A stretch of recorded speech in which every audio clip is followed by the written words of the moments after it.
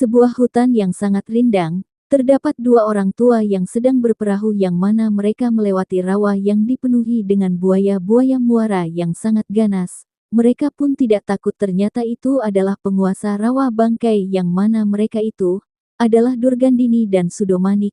Mereka membicarakan tentang Suliwa yang padahal ilmunya cetek dibandingkan dengan Dewi Durgandini.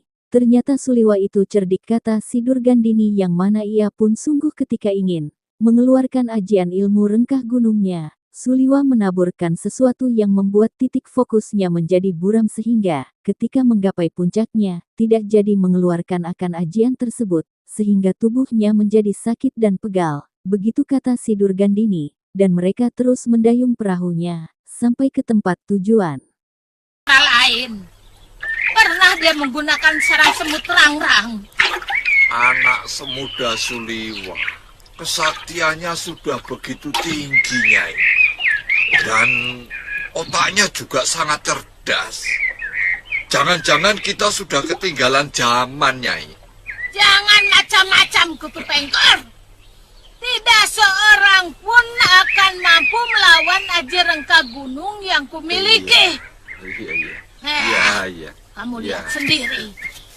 Bagaimana Mahasura malang melintang di dunia persilatan dengan ilmu dasendrianya. Bisa aku kalahkan. Begitu juga dengan Angling Dharma. Nyai,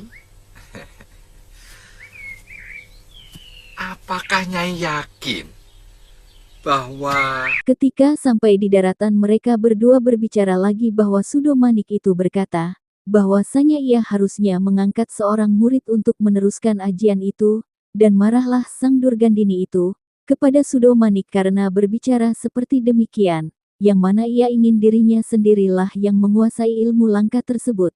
Sampai akhirnya Durgandini merasakan sesuatu tentang ada orang yang masuk tanpa izin ke tempatnya kemudian dia terbang dan menuju gubuknya. Tidak ada orang yang boleh lebih hebat dari aku. Iya. Mengerti? Iya. Iya. Kurang ajar, Kutu babi guling. Ada orang yang berani masuk padepokanku.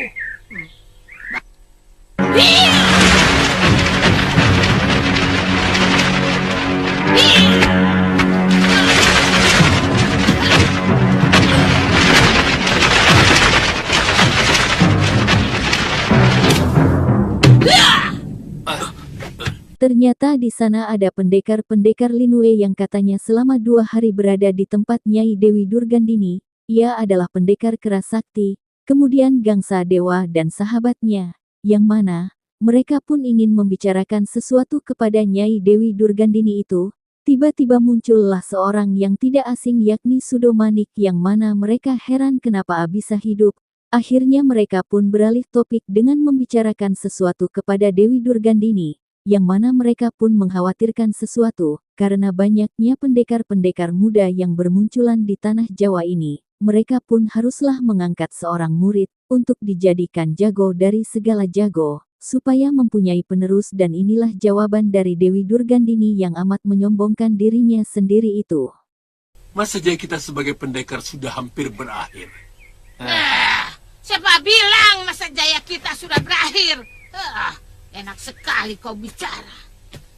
Aku tidak takut dengan anak-anak. Anak-anak bau kencur seperti itu. Apa kalian sudah tahu apa yang baru saja kulakukan?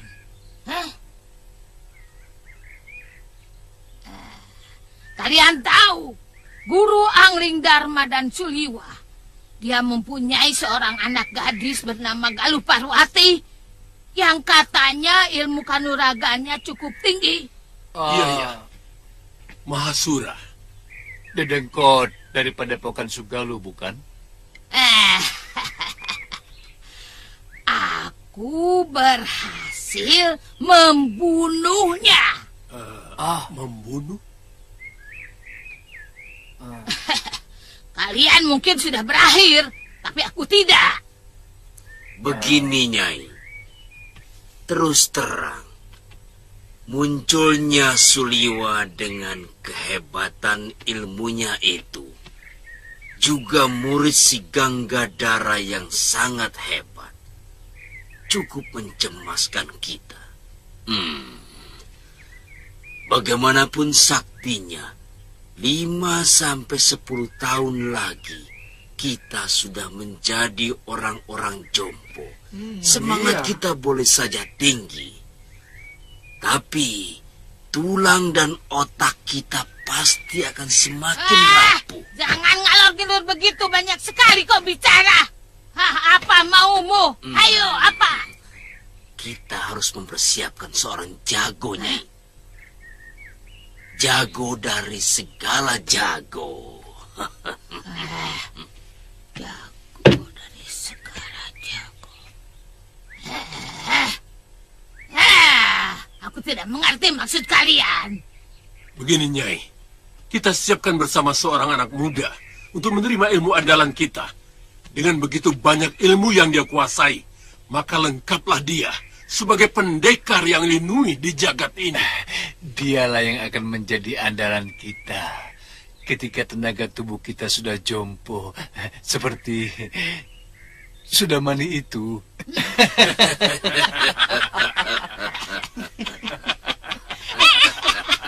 Pengkor.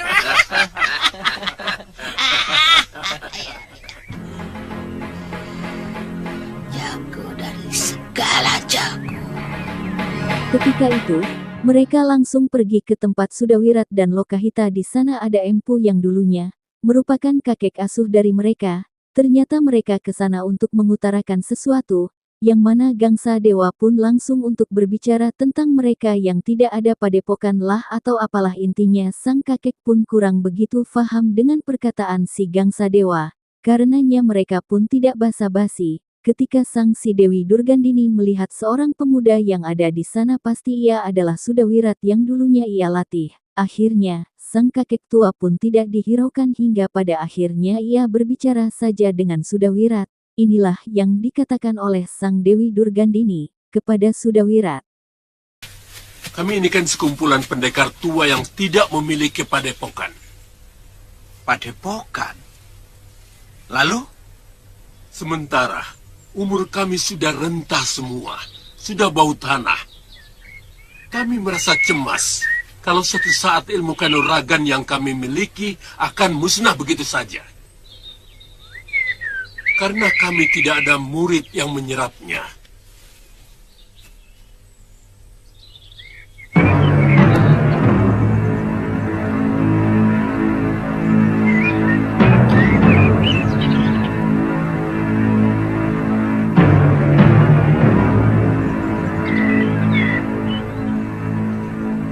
Saya kurang mengerti maksud kalian. Dan apa hubungannya dengan saya? Ada. Wah. Kamu pasti Sudawirat. Wah. Nyai, Wah. Kamu gagah sekali sekarang,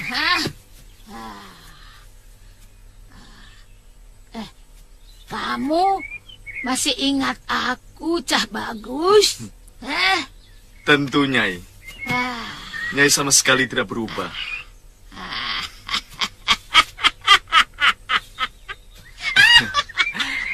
Awet tua, Nyai.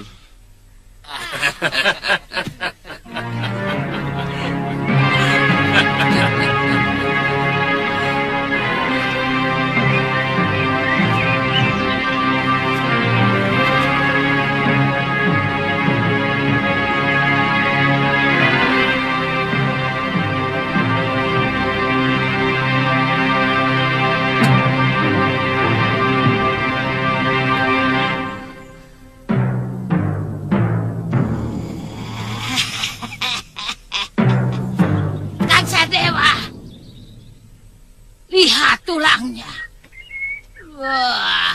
Sudawirat pun didekati oleh sang Dewi Durgandini yang mana ia pun memperlihatkan sesuatu kepada gangsa dewa, yang mana ia pun juga ikut ke sana dan mengetesnya, hingga terjadilah pertengkaran dan pertarungan. Kemudian pertarungan itu dimenangkan oleh gangsa dewa dan Sudawirat pun terus menyerang hingga pada akhirnya ia dirapat oleh sang empu yang mengasuhnya, sehingga tidak lagi terjadi pertikaian di antara mereka. Kemudian maksud dari Durgandini untuk kesini adalah untuk menjemputnya dan mendidiknya dari jago dari segala jago untuk membuatnya menguasai ilmu yang mereka kuasai sehingga ia menjadi satu-satunya pendekar Linue yang baru, ibaratkan seseorang yang mampu mengalahkan seluruh pendekar dari tanah Jawa ini, sehingga dia ditawari. Namun, inilah jawaban dari Sudawirat, anak dari mendiang Bila Saroya tersebut, hingga empu yang mengasuhnya tidak bisa untuk berbuat apa-apa lagi, dan pasrah dengan jawaban dari Sudawirat.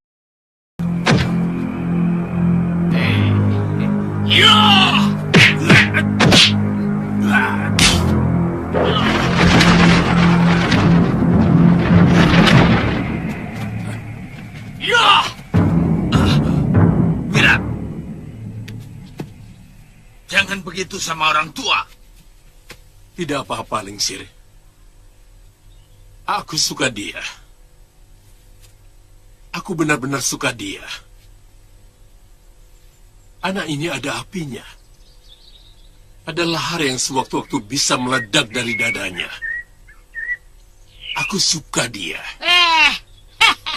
Kami bermaksud mendidik dia menjadi jago dari segala jago. Ya,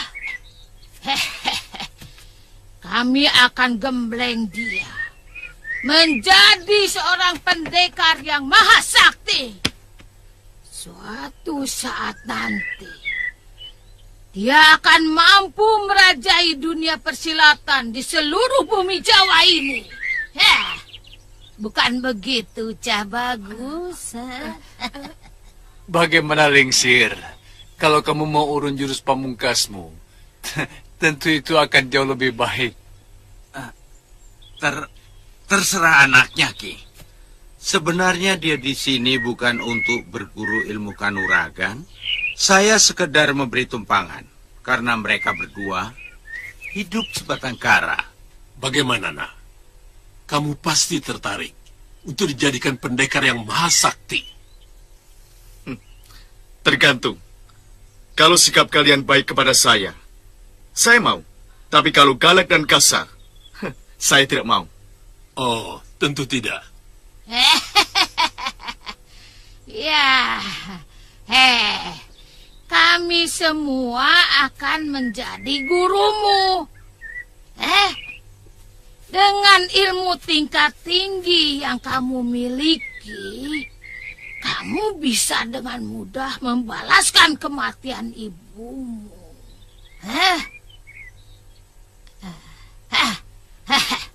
Kamu pasti masih ingat siapa yang membunuh ibumu. Dan ternyata yang menyuruh adalah Prabu Angling Dharma dari Malwapati. Saya mau. Tapi Bibi Lukahita harus ikut. Tidak bisa. Kami hanya membutuhkan seorang jago. Bukan sepasang jago. Kalau begitu saya tidak mau. Banyak orang yang ingin menitipkan anak mereka untuk menjadi murid kami. Tapi kami selalu menolak. Sekarang kami yang meminta kamu malah tidak mau. Dasar. Bibi Lukahita harus ikut. Atau tidak usah sama sekali. Saya tidak bisa hidup tanpa dia. Kurang ajar. Jangan banyak tingkah, anak muda. Kamu bisa celaka kalau kamu menolak tawaran kami. Hei, saya tidak takut pada siapapun. Kurang ajar. Ya.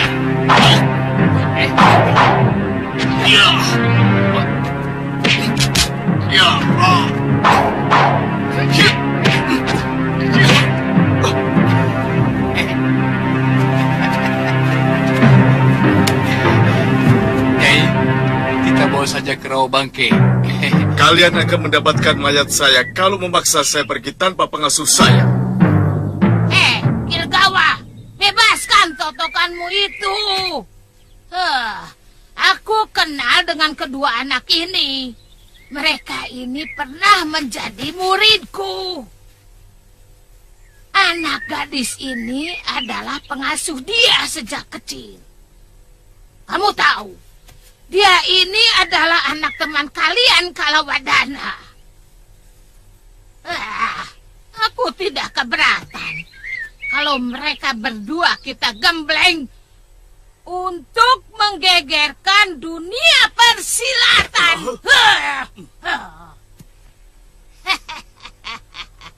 Iya, merajai dunia persilatan. Ya, bukan begitu?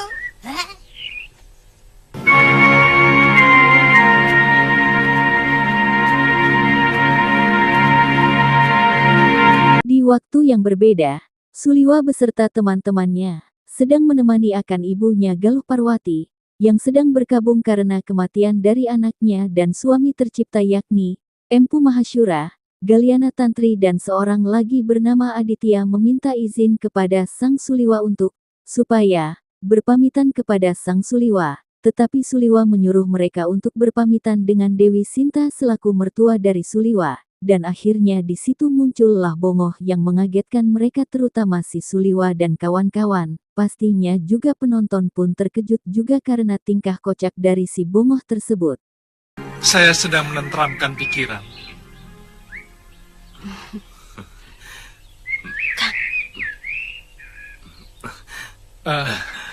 Saya tahu apa yang mau kalian bicarakan. Tapi saya mohon Aditya, Tantri, jangan pergi dulu. Supaya di sini tidak terlalu sepi. Kasihan Nyai Dewi. Kami sudah lama meninggalkan Kalinggapura, Liwa. Kami mau pamit ke Pulau Momongan. Kalau itu masalahnya, tidak jadi soal Aditya. Sebenarnya tenaga kita hanya dibutuhkan ketika terjadi keonaran. Kalau bisa, tunggulah sesudah upacara 100 hari meninggalnya Guru dan Galuh Parwati.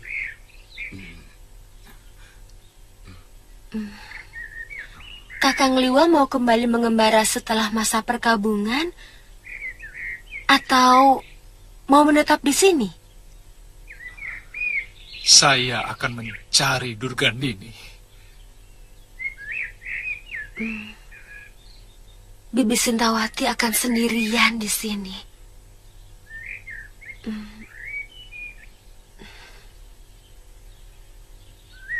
Nyai Dewi mungkin akan meneruskan kehidupan Padepokan Sugalu. Pagi-pagi begini paling enak minum wedang jahe dengan ubi rebus yang masih kebol-kebol. Tidak bikin botok lagi, Ngoh. Kangen ya? Iya, saya sudah keliling kemana-mana sampai ke Pulau Momongan. Tapi tidak ada botok yang seenak buatan kamu. Bongoh kok. Awong janda-janda tetangga saya itu semuanya ya ketagihan kok. Tiap hari tidak kurang dari 5 orang janda ngumpul di rumah saya. Sampai-sampai istri Ki Bekel Randu Kembar ikut datang ke rumah. Dia juga minta dibuatkan botok, Ngoh. Enggak. Dia mendamprat salah seorang janda yang main serong sama suaminya. Rambutnya dijambak, Den. Wah, rame banget waktu itu. Aduh. Aku mau diapain? Tunggu, aku mau diapain? Jangan.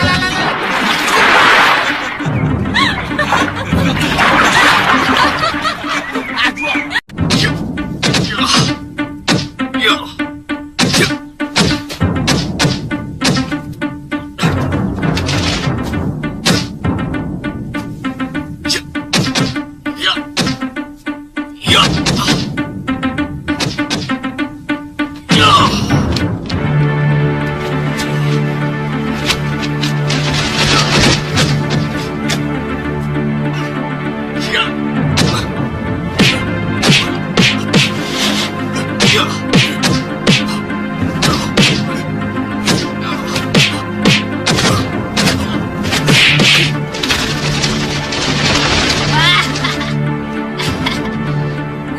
nih Lasaro. Kembali ke tempat Sudawirat, yang mana ia dilatih oleh beberapa pendekar tua Linue yang mana satu persatu dari ilmu kanuragan dari mereka, telah dikuasai oleh dia seorang seperti Gangsa Dewa, Durgandini dan yang lainnya, sehingga mereka pun mengharapkan, ia menjadi pion atau budak dari mereka. Meskipun usianya masih muda, Durgandini kagum dengan pemuda yang bernama Sudawirat ini, karena telah mampu menguasai ilmu para pendekar sakti ini. Dari gerakannya sampai ilmu tenaga dalamnya, bersatu padu memenuhi ruang dari tubuhnya. Sungguh luar biasa si pemuda ini, kata mereka.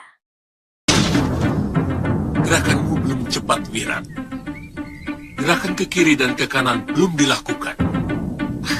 Terima kasih, Paman.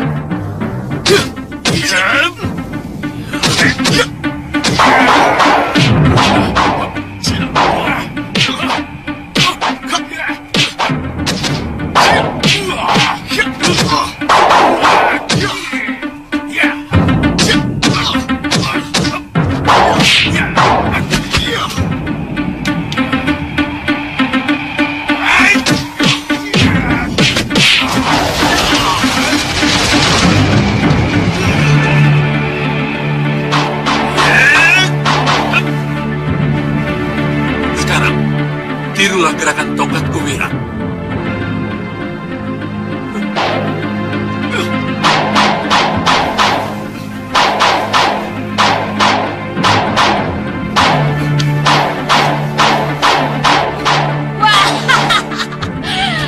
Kutu bajing. Ternyata dia mampu juga menguasai 10 pukulan dewa. Wah, anak pintar. Kalian sudah siap belum untuk menurunkan ilmu kalian besok?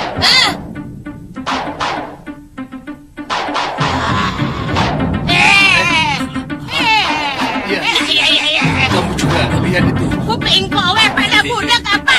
Sudah siap belum?